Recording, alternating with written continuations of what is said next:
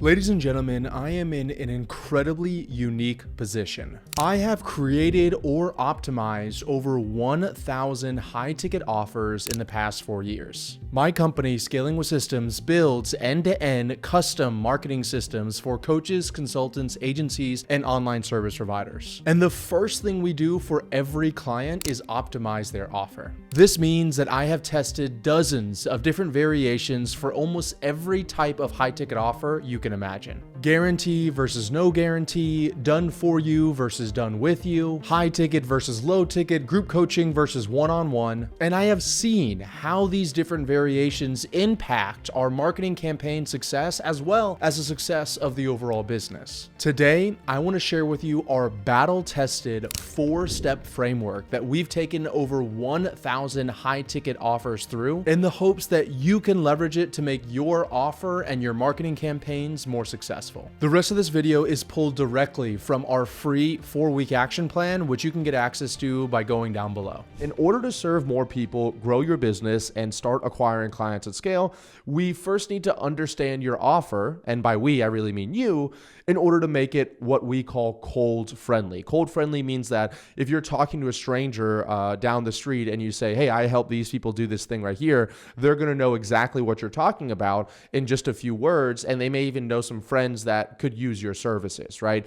What most people do is they have a business that is not cold friendly, and so they are swimming upstream against the current in order to sell this stuff. What I can tell you from being in this game and working with 1,000+ businesses is that it is very easy to sell, but the easy sales come from world-class offers, not from great marketing and not from great salespeople. It starts with the offer, which is why the first thing we do with all of our clients is adjust the offer. So of all the things that we can do and all the things I'm going to talk about in this series here, this will have the biggest impact, okay? I personally have worked with entrepreneurs who work 60 to 70 hour weeks, hire the most talented people in the industry, join every coaching program and mastermind that's out there, do everything right, but they can't seem to break past $10,000 to $100,000 a month.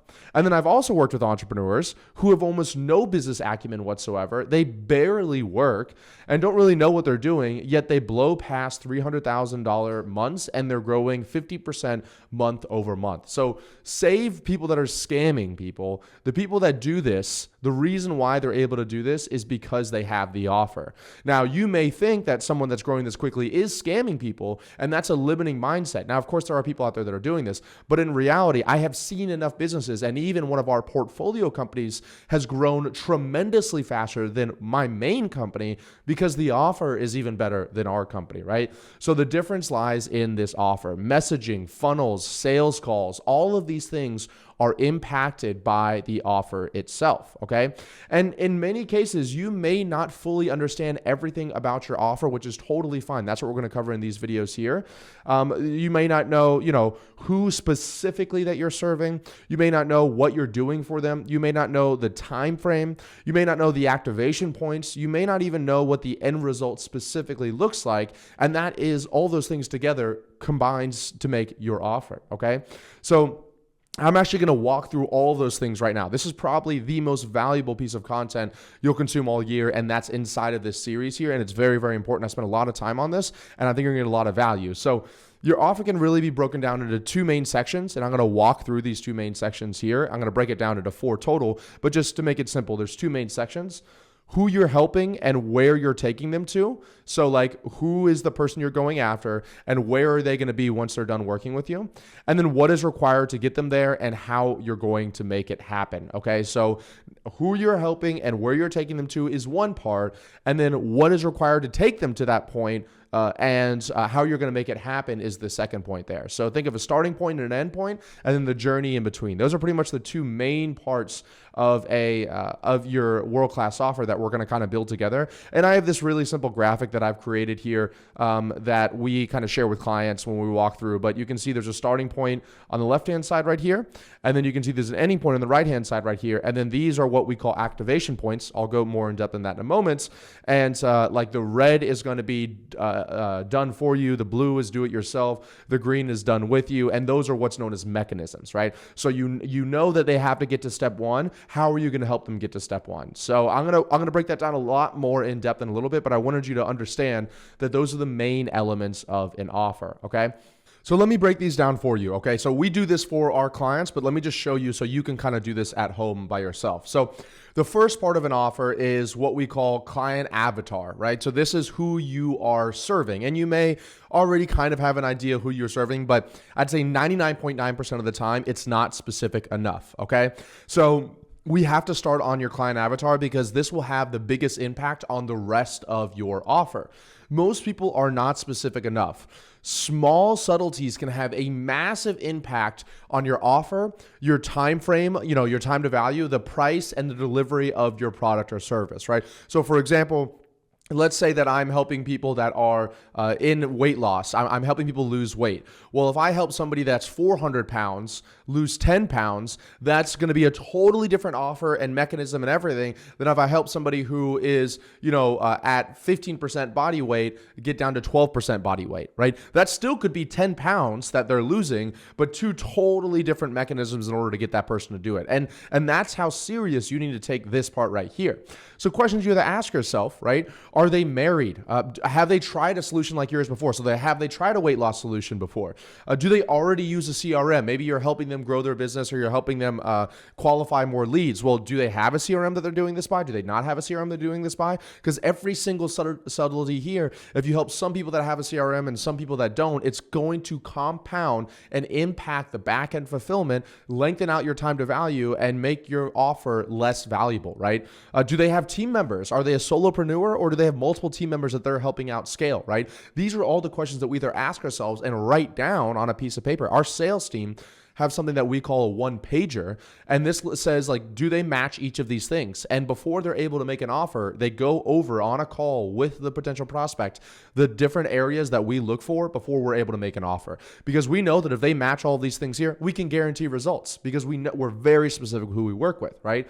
So every variation of this leads to less resonance, meaning less impact on your marketing message, a smaller chance of success, lower client satisfaction, and all of that adds up to equal less profitability, right? So for example, if you're helping people that are just starting out as well as people that have established businesses, they will need totally different solutions. So if you remember the beginning of this video, I said, hey, if you're just starting out, take this free content, go out, make some money, grow your business, impact more people, and then come back and talk to us because we no longer help people as of literally a year and a half ago. We no longer help people that are just starting out anymore. We could help people that are just starting out, but we decided to say no to that money to say yes to the money of the people that we know we can help, and we get renewals, referrals, ascensions, and all that from those people, right? So there's two totally different people. You may think that someone who has one client is the same person as someone who has 5 clients, but those are two totally different people. Your goal is to get them their desired results with as little time or sacrifice as possible, right? So putting established business owners through beginners training and putting beginners through advanced training will not achieve this. So for example, a year and a half ago when we used to work with everybody, we used to work with people and we would create content and training around, hey, here's how you find product market fit. And then we'd be working with businesses that were doing $500,000 a month that obviously already had product market fit. So instead of having these people have to pick and choose what areas that they want and what kind of services they want, instead we started with the avatar and cleaned it all up, right?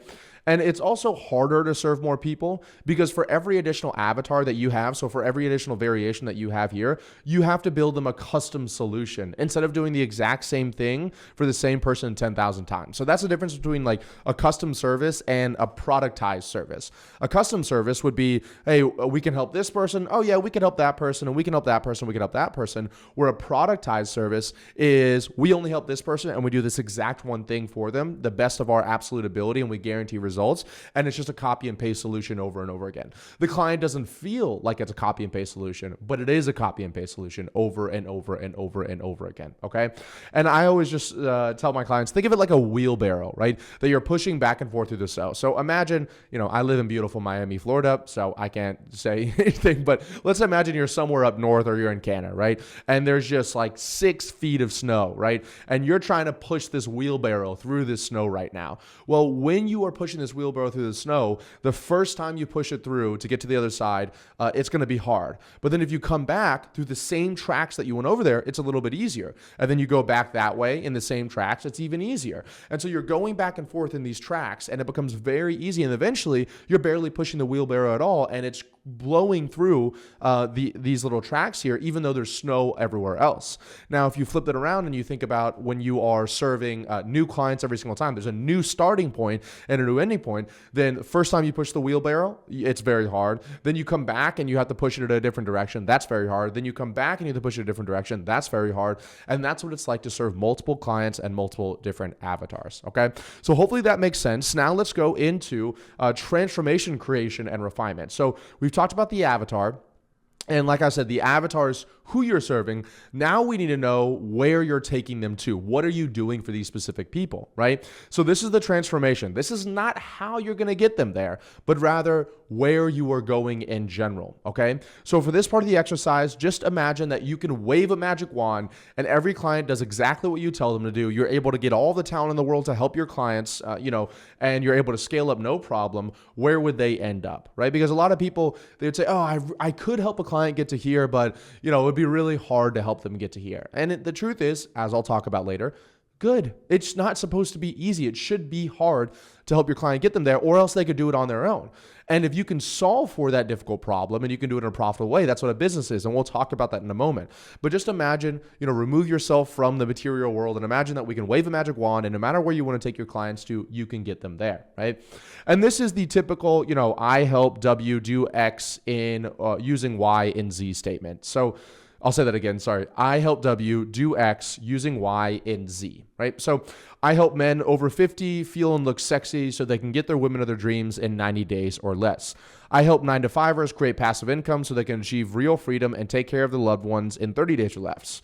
I help chiropractors pack their practice and serve more people in 30 days or their money back, right? These are all different variations of what we call the transformation statement, right? The secret is to make it as simple and attractive as possible. So imagine you're going to tell a 7-year-old this exact statement. Would they understand it? I don't care if you serve chiropractors and I'm telling you to go tell this to a 7-year-old. Even chiropractors don't want to have to think about what you do. So you need to be able to make it very simple in just a few words or less that a 7-year-old could understand.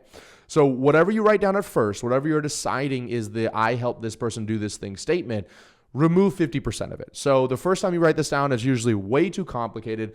It's way too long. Just go ahead and cut 50% off. I always relate this to, when I first started traveling around the world a lot, I used to pack huge suitcases whenever I traveled, and then I wouldn't use any of it, right? And so now what I do is I put out everything I think that I need on the bed before I pack, and then I instantly just remove 50% of everything. I just literally cut out 50% of what it is, and that's the stuff that I use. And now we're literally down to sometimes my girlfriend and I will share a suitcase, was one carry-on suitcase to travel like around the world, right? And that's because most people live in excess. I think they need more than they actually do. So whatever you write down first, just cut out 50% of this. And I also call something the corner store test. So this is how you know that you have a great transformation statement. If you walked up to a cashier at your local corner store or your local gas station and told them what you did, would they understand? Right now, unless you're serving corner store and like gas station attendants, they're probably not your avatar. But no matter how sophisticated your market is, nobody wants to work or think, right? Nobody does, right? So you want to make it so that somebody who is just a Joe Schmo, and this isn't an insult to gas station or corner store people. I'm just saying that I almost guarantee that those are not your ideal avatar. So that's a great example. You can replace that person with a 6-year-old or whoever else it is. But the idea behind it is that they have no idea who you are. They have no idea what your market is. And you're able to say a simple statement that they understand exactly what you're offering. And the reason why it's important that you're able to pass this test is because the only way to really grow a business quickly is going to be through tapping into cold markets, people that don't know who you are right now. And the only way you can do that is if you have an incredibly simple, appealing offer, right? And this is where most people mess up. And this is likely why you can't scale your offer past a certain point. If I had to rebuild my own offers from the ground up, I've had to rebuild my own offers from the ground up multiple times, and I've changed the names of the offers, I've changed the deliverables, all to make it easier to understand, easier to achieve the desired result, and have a more appealing transformation, right? So the first version of your offer and the second version, the third version, and fourth version, most people talk about shiny object syndrome. You shouldn't be hopping offer to offer. Like, you shouldn't be helping chiropractors here and then you are running an SEO agency for lawyers over here. Those are two different things. But you can continuously iterate and refine your offer so that you're getting a shorter time to value, so that you're getting more specific with who you're serving, so that the actual transformation is more appealing. The way that you get them that transformation is easier for them. That's what you should be always looking to do. And that's the first thing that we do with our clients inside of Scaling with Systems. Okay. So let's go down to the third part. So we've talked about who we're trying to serve, where we're taking them to, right? And now let's talk about what is required for them to get there. So these are the milestones that need to be hit for your clients to achieve this actual transformation, okay? So what would have to happen for them to go from the starting point, aka the avatar, to the ending point, aka the transformation? So I very specifically did not say their starting point and ending point, as everyone's starting point and ending point will be the same. So what I mean by that is that I'm not saying that, okay, that specific client's starting point, what is their specific starting point and their specific ending point. I am saying your client, because remember, we should be serving one person now.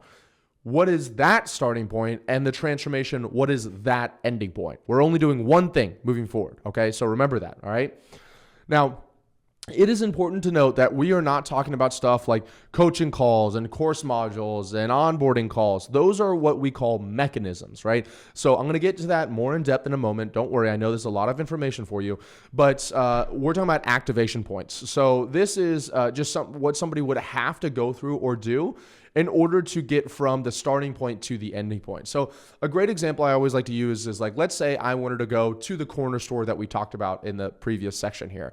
If I wanted to go to the corner store, I have to get up from my desk. I'd have to walk over to the elevator. I'd have to go down and to the elevator, and then I'd have to somehow make a left on that road, a right on that road, and appear at the store. Those are activation points. Those things have to happen. And what I'm going to talk about in a moment is mechanisms, which would be like, instead of me walking to the store, someone's created an app that I could click a button on my phone and I could be transported to the store inside of a car.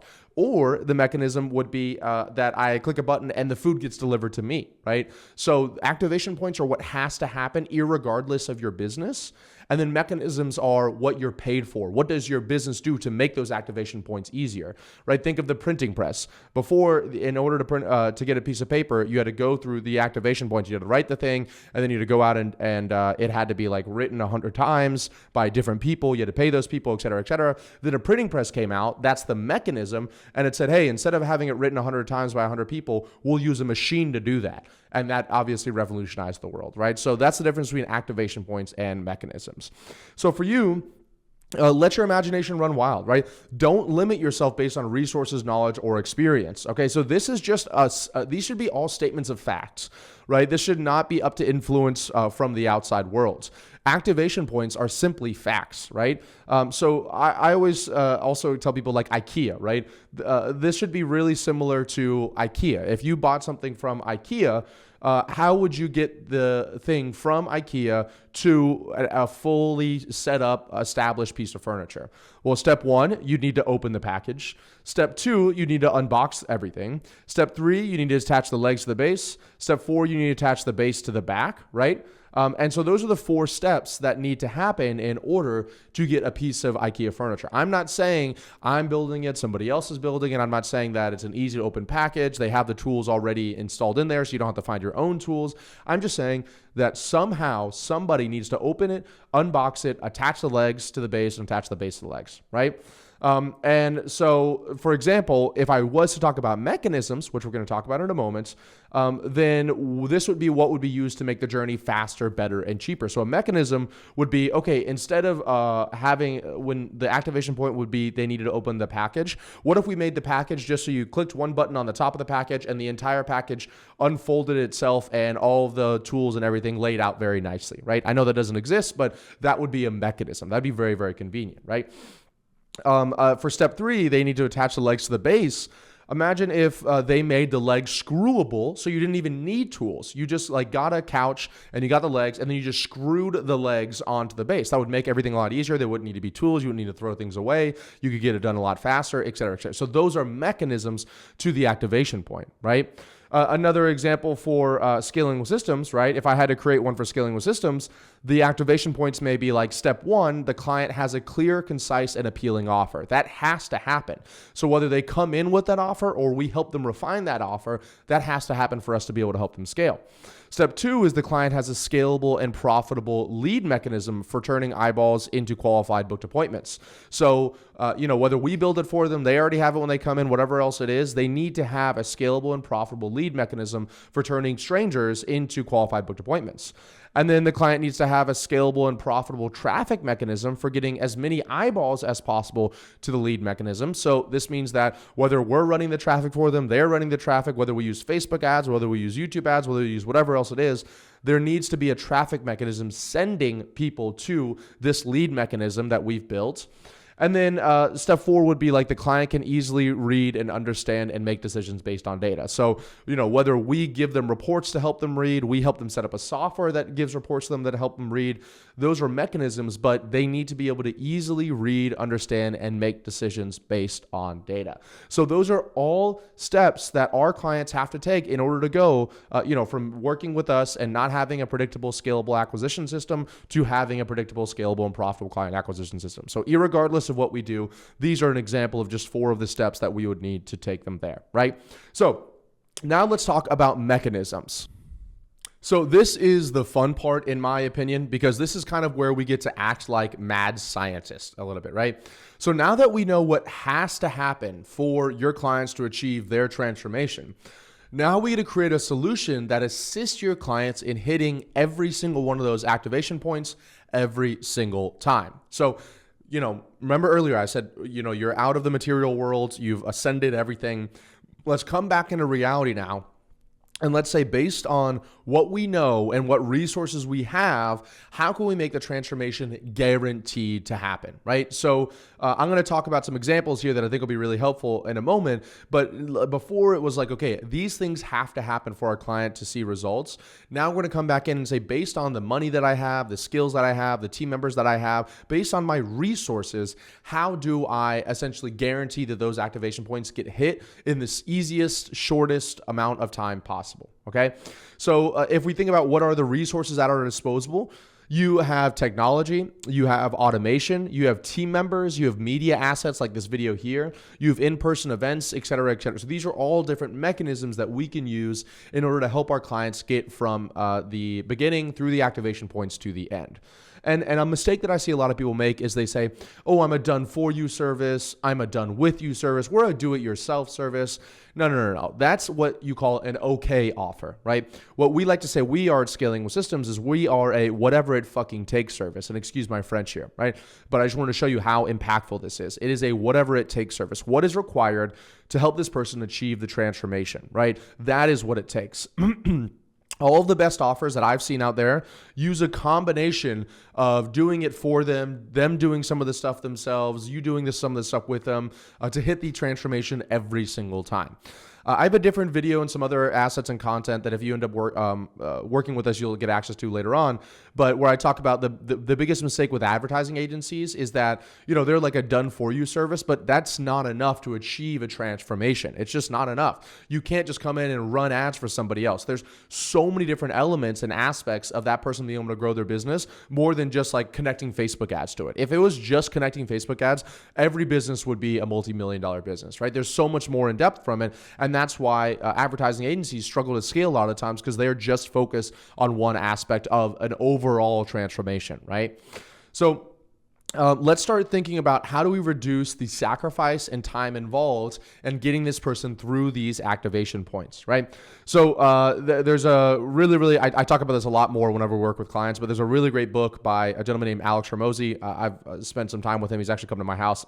One of the smartest guys I've ever met in my whole life. But he talks about, he has a formula for offers. And he talks about one of the ways you have an amazing offer is you reduce the sacrifice or time involved on the client's end. And I think that's a very simple way of putting it. So I put it inside of here as well, but I wanted to give him credit for that. So your goal as a business owner is to take them from the starting points to the ending points with as least amount of work or time as possible. So the more work and time that they have to do, the less valuable your service is and the less likely you're going to achieve that transformation for them, right? Now, you do have to view this through the lens of what is possible given your current resources and abilities, but don't limit yourself. So I'm going to go through some examples here in a moment, but I want to give you an example that previously what we do for our clients now is unbelievable. I mean, I can just say that straight up. We do so much for our clients. But when I first started this business a few years ago, I didn't have the resources. I wasn't able to pay $350,000 a month in payroll to make sure all of my clients had everything they needed. They had a one-on-one client success manager to help them every single step of the way. So I was having to be that client success manager, and I couldn't manage, 120 active clients by myself. So it was less valuable a few years ago, which is also why my prices have increased over the past few years, right? Because we've added more value by hiring individual one-on-one client success managers. So just know, don't compare a company that's at multiple eight figures like our company to your company if you are at $10,000 a month, but instead just identify what is the best that you can do given your current resources, okay? So, and you can kind of work backwards from there to figure out what is achievable given the value cost ratio. So you may say hey, it would be amazing if I could, let's say, I'm going to give a really simple example. It would be amazing if I could just pay for all my clients' ads for them, but you probably don't have the money to do that. So instead, you can, the other far end of the spectrum is that your clients would pay the ads out of their own pocket and they'd be losing money. The middle of the spectrum would be you just ask your clients for $300 and then you know how to run the ads well enough that they're going to be profitable on $300 and they never have to pay a dime out of pocket again, right? So that's how you kind of look at that value cost ratio here. So let's work with a few of the different examples of mechanisms and how you would achieve it. So the activation point on this example here would be feedback. So we know in order to help our clients grow their business, they need to get daily feedback. There's no other way that we'd be able to help clients. It has to be daily feedback so we can move really, really quickly. So option number one would be that I work personally one-on-one with every single client and give every single client one-on-one feedback. Now, while that would be amazing, I'm not duplicatable hundreds of times over again, right? We have hundreds of active clients, so I'm not able to be duplicated hundreds of times over again. And also, my time is better spent doing other things. So that doesn't make the most sense, although it may be the most valuable thing that would be out there. On the other side, what you see a lot of coaching programs and people out there is that they have daily coaching calls. They have 6 to 10 daily coaching calls every single day, and they think that by having these daily coaching calls, that is the most valuable thing out there. Now, that's the most cost-effective way to help their clients out, but it's not the most valuable way to help your clients out. So instead, what we've done is we have trained someone by me personally, and that person works one-on-one with every single client, and they're only able to work with 20 clients at a given time. So it's not one person working with 100 plus clients. There's no way they'd be able to do that. We have a cap on how many clients they're able to manage so that we can make sure we have daily feedback, check-ins, holding accountability. We're doing the work for our clients. So that's kind of the middle ground there. It costs me a lot of money to have those people, but we're able to charge more and we're able to have more results and success with our clients because of that, right? So those are the difference in those things there. And we also have daily coaching calls on top of that. All right, let's say for a second activation point, it is a profitable advertising campaign, right? So in order to help your clients, you've identified that one of the activation points, one of the things that have to happen, regardless of what you do, is they have to have a profitable advertising campaign. So let's walk through what are the three options when it comes to value and cost ratio. Option number one, we set up and manage all of our clients' ads for them, right? At that point, we're pretty much an ads agency, but we could do a lot for our clients if we were able to manage everyone. So at our current resources, although that's very, very valuable, that's incredibly costly and difficult to do at scale, which is why a lot of ads agencies can't scale. On the other side of things, what if we just said, hey, you need to run ads. Here's a course on how to run ads. Go out there and run ads, right? That's what a lot of people do. The problem with that is very cost effective, but it's not very valuable to your clients. They can go on YouTube and learn how to run ads. I have a bunch of videos on how to run ads on YouTube, right?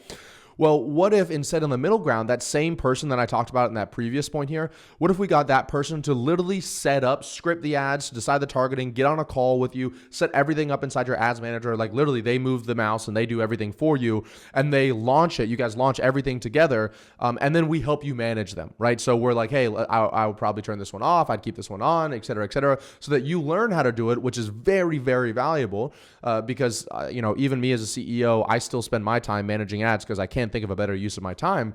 But you're not like left out in the cold in order to figure out on your own, right? So that's what we do. So that's kind of that middle ground where it still costs us money to have our client success managers help you set up, launch, and manage the ads. But at the same time, it's not as expensive or complex as us pretty much being an ads agency running all the ads for our clients, right? Let's say another example of an activation point is daily cold outreach, right? So you identified that they need to do daily cold outreach. Well, let's talk about the different mechanisms we could use. We could send outreach daily for our clients, right? Very valuable, but very costly and difficult. On the other end of it, we could tell our clients to manually send their own outreach, not costly at all, but not very valuable to our clients. We could have our clients use automation to send daily outreach. So we're like, hey, instead of you sending it manually, use this software and it's going to send all the emails for you. All right, that is more valuable, but it's going to cost a little bit more in order to do it. But hey, it's definitely better than just them manually sending it. And then there's the final version of it, which is like, what if we just place someone to set up and manage the entire outreach campaign for you inside your business? That's what we do if we do help our clients do daily cold outreach, as we'll place someone to manage everything and run them the whole thing, respond to messages, et cetera, for them. So it's going to cost us more money to go through the recruiting and training process for these people, but at the same time, it's very valuable to them because they don't have to worry really about any of it. All right. So that's an example of mechanisms here. So I hope you understand the difference between activation points and mechanisms. Just as a recap, avatars is who you're serving, very specific. Transformation is where you're taking them to, what is the end result that they're getting. Activation points are what the actual steps that need to happen in order for them to get from the beginning, the avatar, to the end, the transformation. And mechanisms is how are you going to make those steps happen as easily and with as least amount of sacrifice as possible. That's what you're paid for as a business, right? And you can see that in every day. That's why Uber was created. It was like, instead of having to go through the pain in the ass of trying to find and hail down a taxi cab, you're able to click a button on your phone, and it's even faster now than you going to your garage and pulling out your car. Okay. So wrapping all this up for you really quickly. So spend some time right now working on your offer. Okay. This will be the best time that you spend all year. I promise you that. Spend some time, watch this video again, and work on your offer. Now, if you do want us to do all this for you, you want us to refine your offer and work with you on a one-on-one basis, of course, like I talked about in the very beginning, and you're a more established business, click the button below around this video and we can do this all for you with guaranteed results. So once you guys work on your offer, go to the next module here, which is where we're going to be talking about how to build a client acquisition system to bring in new clients on autopilot.